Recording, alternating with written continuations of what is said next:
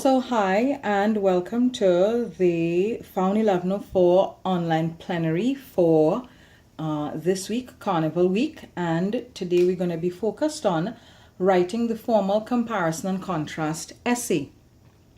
So our objectives today are to review the elements and structure of the formal essay, review the writing process and the brainstorming process, and of course all of the steps that you need to create an outline or draft of your essay. We also want to review the principles and attributes of the comparison and contrast essay, and of course to identify the structural approach of a comparison and contrast essay. So by the end of today, you ought to be able to brainstorm a question, go through doing a draft, and of course compose that draft into a comparison and contrast essay. So those are the skills that we're going to be working on. Right, so let's say you are asked to write a formal essay on the following topic. To comment on the use of literary devices in two calypsos from Carnival 2018. How would you go about proceeding? What would you do? And you can right now sit down and jot down how you'd proceed going about doing the essay and building the content. But I tell you that in your situation, in your position, if I'd been asked this, I'd sit down with pen and paper. And of course, the first thing would be to figure out which two calypsos. And after I figured out the two calypsos, of course, I'd be thinking about how are they similar? How are they different? What are the ways in which I can compare and contrast them? And I guess I may start with the themes that they're looking at, or if I were to get a little bit more experimental, I might decide to look at the devices that they have in common, that sort of thing. But I'd certainly sit down and write down the names of a couple calypsos and then choose from the list of calypsos that I'd put together. And then I would begin my brainstorming process. I'd start to look at, okay, so what are the literary devices they're using? Where do they have things in common or not have things in common? Then I would probably start analyzing the devices and the imagery. But those are some of the things that would happen if I were to be asked to do a formal essay where I have to look at two calypsos. So of course I'd be comparing and contrasting them. So some possible brainstorming tips for you would have been to reread the topic, of course, and then consider what the question is asking you. Brainstorm ideas, evaluate your ideas. So of course you're going to be looking at the calypsos I've chosen. Do they have merit? The points that I've jotted down thus far, how much elaboration or exploration can I actually do with the points? Which ideas are the most important ideas to use in the essay? Which ideas do I need to conduct research for to be able to substantiate? And thereafter, I begin to draft the essay, introduction, with complete with thesis statements and topic sentences, and of course rewriting it after I've done the necessary editing, and continuing to edit the essay until I have gotten to the point where I am contented with what I have produced, that the essay has been developed thoroughly, all of my ideas have been fleshed out and supported with evidence and secondary research, that I have a properly written introduction, fleshed out body paragraphs, and of course a conclusion that wraps everything together. So that would be, the possible steps that I would take if I had to go through the process of writing an essay.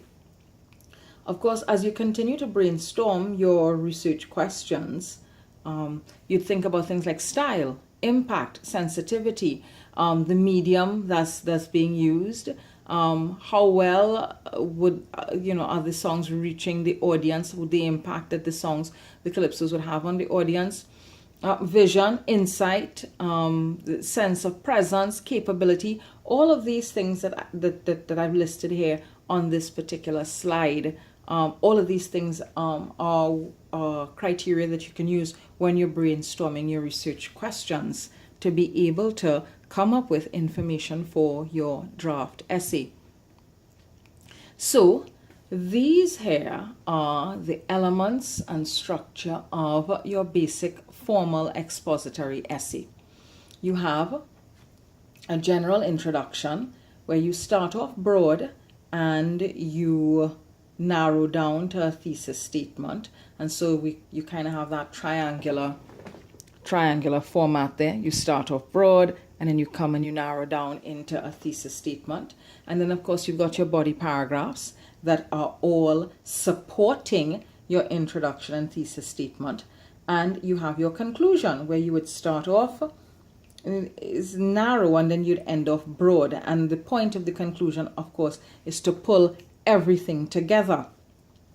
So depending on your topic, you're going to give contextual information, start off broad, situate your reader properly so that they understand the topic that you're getting into and they understand some of the context and details of the topic that you're getting into. And then by the time you get to your thesis statement, that is going to be the guiding sentence that lets me know what's your specific topic and what are your specific sub-points that you're going to be raising in your essay. And of course, the sort of slant that your expository essay is going to take. Now, when I say slant, I don't mean whether you're trying to persuade me or not, because with expository essays, you do not persuade. You only give information. So when I say slant, I mean what type of expository essay are you creating, whether it's analysis by division, process analysis, and in your case, for FOUN 1104, it's comparison and contrast. So your thesis statement ought to let me know the topic that you're going to be comparing and contrasting. In your case, it will be poems for credit assignment 1. So I'd need to know which poems are you comparing and contrasting and what are the subtopics, what are the sub areas you are going to be developing in your body paragraphs.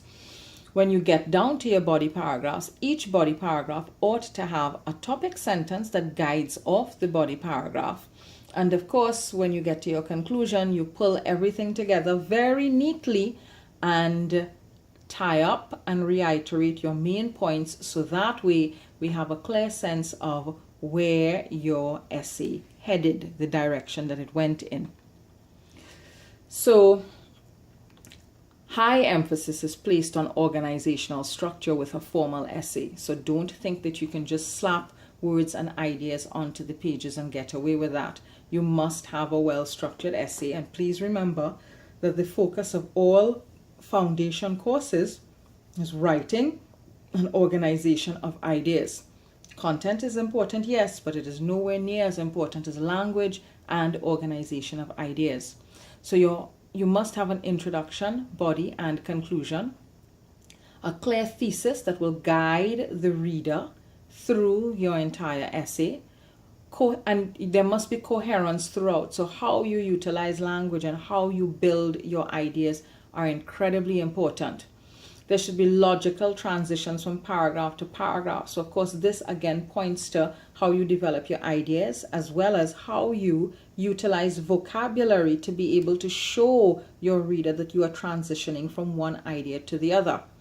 Expression must be clear. And again, this points to language use, vocabulary use, diction. So of course, you should ensure that you have a very good and succinct grasp of the language that you're going to be using, the words that you're going to be using, so that way any ideas that you develop and build have been clearly conveyed to the reader. You want sound paragraph development as well.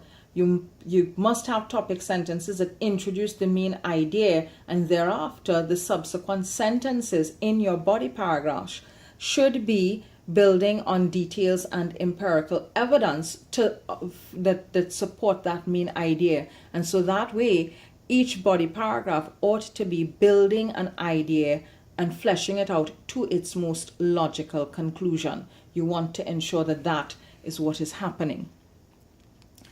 So this is a graphic that gives you a sense of how essay writing skills are assessed. You'll see at the base of the pyramid here, knowledge. Now, we expect that all students are going to come into these courses with some degree of knowledge. You didn't come in to do a literatures and English degree without some degree of knowledge. So we know that you're going to have knowledge. We know you're going to have content, but it's not just enough to have content. You must show that you comprehend the content. You must show that you can apply analysis to this content, and so there must be analysis and synthesis. You must also show that you're capable of evaluating the information that you're gathering when you are writing your essay. So you're not just reading and slapping everything that you've read into your essay willy-nilly. No, you have to show that there is some sort of criteria for the information that you're going to be using. And of course, you must show that you have a clear and firm grasp of English to be able to express your ideas. So it's not enough to just have knowledge. You must be able to comprehend, apply, analyze, synthesize, evaluate, and express that knowledge. So all of these things are very important when we are assessing your essay writing skills. So of course it means it's going to be important when you are writing your essays. So please make the effort to pay attention to all of these things when you are writing your formal academic essays, not just for our course, but for all of the other courses at the UWI. So your thesis statement. Thesis statements are very important, and you would have met the whole concept of the thesis statement. Those of you that have done FOUN 1001, by now you ought to have met the concept of the thesis statement, and you ought to have met it at the secondary level as well. But just to reiterate, your thesis statement, for those of you that are still not yet clear on what it is a single declarative sentence. It includes the essay's topic and, of course, the essay's subpoints. And we encourage you to have no more than 3 to 4 main points, because that may become, anything longer than that might become unwieldy for the essay assignments that we give you. It is rather the final statement of the introduction, and it's not an announcement. So you don't say this essay is going to. No, you indicate what the essay's topic and main points are, but you don't announce. And of course, the thesis statement creates a sense of direction for the writer, and therefore a sense of expectation for the reader. So in your thesis statement, you're laying out what you intend to do without announcement. And so a reader, upon reading your thesis statement, knows, okay, this is the main idea. These are the 3 or 4 main points that are going to be explored. And so thereafter, we're going to be looking towards the body paragraphs to see how these main points are explored and developed.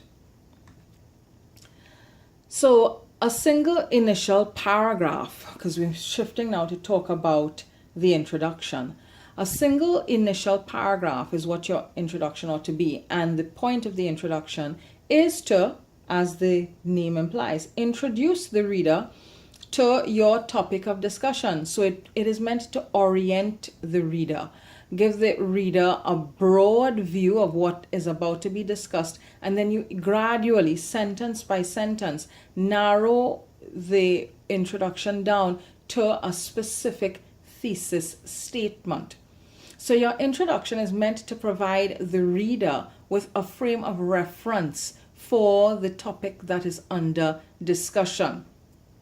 You want to grab the reader's attention, suck the reader in, so that he or she becomes interested in what the topic of discussion is about, so that he or she also understands what the topic of discussion is about. And so you develop a certain level of expectation in your readers so that they get into the body paragraphs clearly understanding that this is the roadmap. This is what the introduction said we were going to be understanding or learning about today. So you want as much as possible to have your introduction provide a very solid frame of reference and introduce and situate your reader into the topic of discussion. So, of course, that means that there are things that you want to avoid in your introduction. You want to avoid having announcements of intent, and of course, that points to your thesis statement. You want to avoid overuse of technical information that would turn off the reader. So don't make your introductions be too heavy with jargon and too heavy with technical information. You want to give your reader just enough information that they understand the topic, and you of course you explain terms to them, terms that they may be unfamiliar with. You want to ensure that you have one sentence for your thesis statement, and of course your introductory paragraph should be more than 6 sentences. There are lots of students make the mistake of having very, very, very brief introductions that don't flesh out the topic or situate the reader adequately. Please ensure that you situate the reader adequately and flesh out what the topic of discussion is going to be. And of course, make sure and end your introduction with a thesis statement. So again, look at some of the pitfalls that we want you to avoid. Avoid an announcement of intent. Avoid fleshing out the points of the essay's body in your introduction. Your introduction is not where you are fleshing out the main points. Your introduction is where you locate and situate your reader, and you leave the main points for the body paragraphs. Avoid overuse of technical information that will turn off the reader. Avoid your thesis statement being more than 1 sentence. Also, avoid your introduction being only 1 sentence. Make it as fleshed out as you possibly can make it without going into the points that are meant to be explored in the body. And of course, make sure that you end your introduction with a thesis statement. That's very important. That's critical, especially for our courses. So you might ask, what exactly is a topic sentence in a formal essay? Well, a topic sentence is yet another sentence that allows you, the writer of an essay, to guide the readers of your essay, because the topic sentence will be the main sentence, the first sentence of your body paragraph. And so it helps the reader to know, okay, this is the subpoint or the subtopic that is about to be explored. So you might ask, what is the link between the topic sentence and an essay's thesis statement? Now remember, your thesis statement has the topic that is under discussion and of course all of your main ideas. So it means that each main idea that has been introduced in the thesis statement then becomes the topic for your topic sentence. So if you've got 3 or 4 main points, it means that you will have 3 or 4 topic sentences, because each topic sentence is going to introduce the main point, right? So just to make that very clear, your thesis statement will have 3 to 4 main points, and each topic sentence will introduce each main point at the start of each body paragraph. I hope I've made that clear. So one thesis statement that will have 3 to 4 main points, and thereafter each main point becomes a topic sentence, and each of those topic sentences will be the first sentence of each body paragraph. So what impact does a topic sentence have on a body paragraph? Why, it guides the reader. So it becomes yet another signpost in the roadmap that is your essay.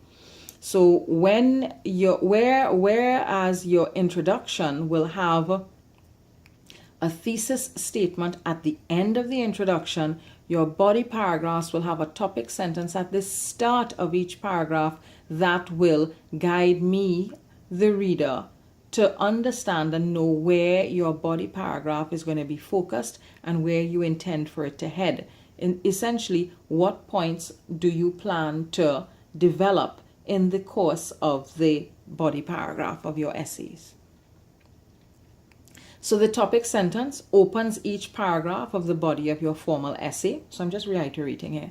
It is actually the main idea of that single body paragraph written as a sentence. And this main idea emerges straight out of the thesis statement. The topic sentence contains both the essay topic and the main idea that is being discussed. So just to reiterate, the topic sentence opens each paragraph at the body of your formal essay.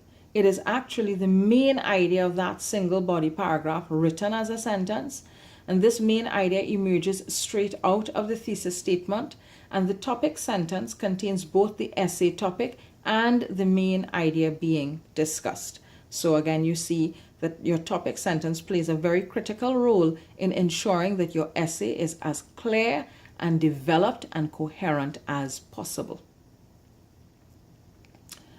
So the body of a formal essay.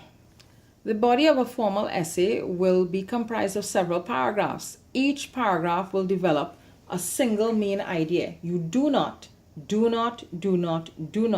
want to have multiple main ideas in one paragraph. That's confusing. That is also a sign of incoherence, and it tells me, the reader of an essay, that you're not yet developing unified and coherent ideas. So you want to avoid that as much as possible. What you want to do is ensure that each paragraph develops a separate idea, a single main idea, and the essay's body reflects all aspects of the thesis statement, in that each paragraph will develop a new idea, a single main idea, and you flesh out each idea properly. You want to ensure that you have examples, that you have evidence, that you have information that helps you to develop the ideas in your body paragraphs. So a paragraph is a continuous block of writing. I think everyone knows this, but I'm just going to go over it just to ensure that we cover all of our bases. So it's a continuous block of writing which develops a single main idea. It does not mean that it is going to be one sentence. A paragraph is not made up of one sentence. It's a combination of sentences that will develop a single main idea. So a sound paragraph reflects a topic sentence and a number of supporting sentences that contain details that help to develop the topic sentence. So you want to ensure that you have the topic sentence, and then you have a number of supporting sentences that contain details to help flesh out your main idea. So a paragraph is made up of one topic sentence and then the supporting sentences. And the supporting sentences will explain and amplify the point made in the topic sentence. So there'll be examples, there'll be empirical evidence in the form of quotations, illustrations, statistics, research findings, even the synopsis of a case study, for example, and then of course a summarizing statement at the end of the paragraph about the point that you are making. So just to reiterate, your body paragraphs will have a topic sentence, and then it will have supporting sentences that explain and amplify the point that's being made. It will give examples of the point. It will give empirical evidence, and you have different kinds of empirical evidence that you can use. And then it will close off with a summarizing statement about the point that is being made in that body paragraph. So there are two formats really for a paragraph. There's the traditional format, which is marked by an indent. So it's normally a 2 centimeter indentation from the left margin that starts off the paragraph. And this is an example of the indentation. You'll see the indent there. Theatre has its genesis in Greek mythology, patriarchal in design. Greek theatre boasted of male actors only. Females were not debarred from the stage. Were not only, debarred from the stage, but also from the audience in ancient days. Their role of childbearer and childrearer relegated them to the domestic sphere as their space. And you see, we go into another paragraph and you have the indentation again. So Elizabethan theatre saw a transformation of this position, although not an erasure of the androcentric nature of theatre. Males were considered the logical, level-headed heroes, and females were assumed to be the weak underlings whose very existence hinged on the male actors. If females were ever in positions of power, it was only because they were actually dressed as males. Thank goodness we have evolved from that particular position. But while we have evolved from that particular gender position, please take note that this is still a valid format for creating your paragraph. So you can still do the indentation, and that's the traditional format, but it is still accepted, a 2 centimeter indent of the first word in the paragraph. But you also have the block format. This format has no indentation. The paragraph begins at the left margin, and the difference in paragraphs are designated by the skipping of a single line between paragraphs. So if you do the block format, you want to make sure everything is aligned like that, and thereafter, once you've ended, you skip a line and then go into the next paragraph. And of course, everything remains along the side of the margin. So take that into consideration, please, that you've got 2 formats. You have the traditional indented format and you have the block format. Now, with respect to the length of a paragraph, because that's a question I get from students all the time, how long should a paragraph be? Nothing is set in stone. There is no prescription to follow. But the length of a paragraph really depends on how well you have fully developed your main idea.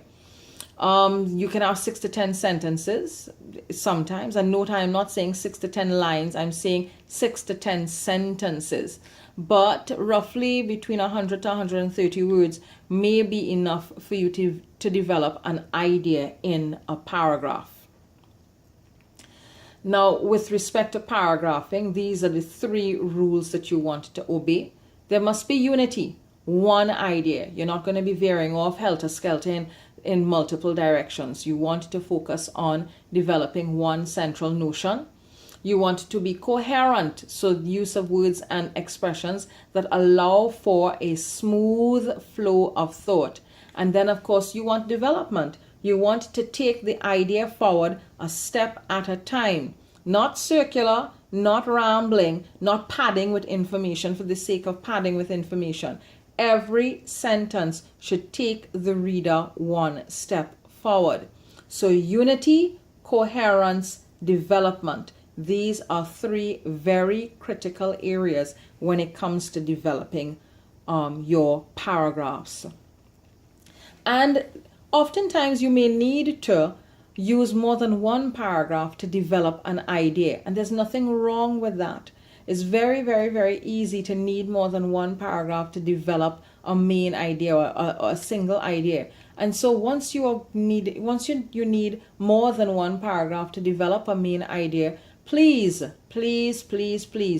use linking expressions so that the reader knows this new paragraph is developing the idea from the previous paragraph. And these are examples here of some of the linking expressions that you can use, in addition to, additionally, hence, moreover, indeed, instead, thus, therefore, on the contrary or contrariwise, on the other hand, likewise, nevertheless. All of these are words that allow for you to link a main idea and show that you are developing the idea in more than one paragraph.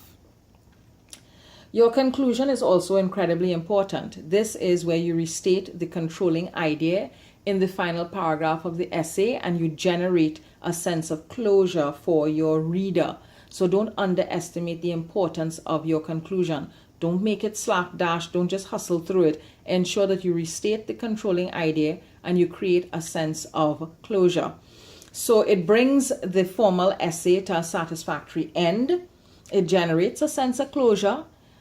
It's always the final paragraph. So please don't think that you can have multiple sets of conclusions. Your conclusion ought to be the final paragraph pulling together all of the ideas. It is not an announcement. It must reiterate the controlling idea. Do not introduce new points there. Do not use your conclusion to forecast the future. Do not use your conclusion to offer solutions to a problem. And don't make it overly long, but at the same time, don't make it overly short. So at least 3 sentences long, okay? And things to avoid when you're doing your conclusions. These are some cliched terms that students tend to use, so avoid them as much as possible. In conclusion, to conclude, all in all, in the final analysis, finally, to sum up, lastly.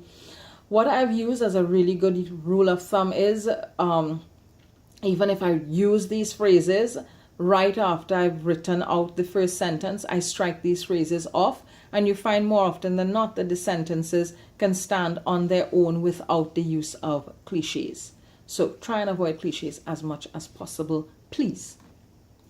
In the next installment of the video, which is going to happen shortly, we're going to be focused on the features of the comparison and contrast essay. Okay? Hang on.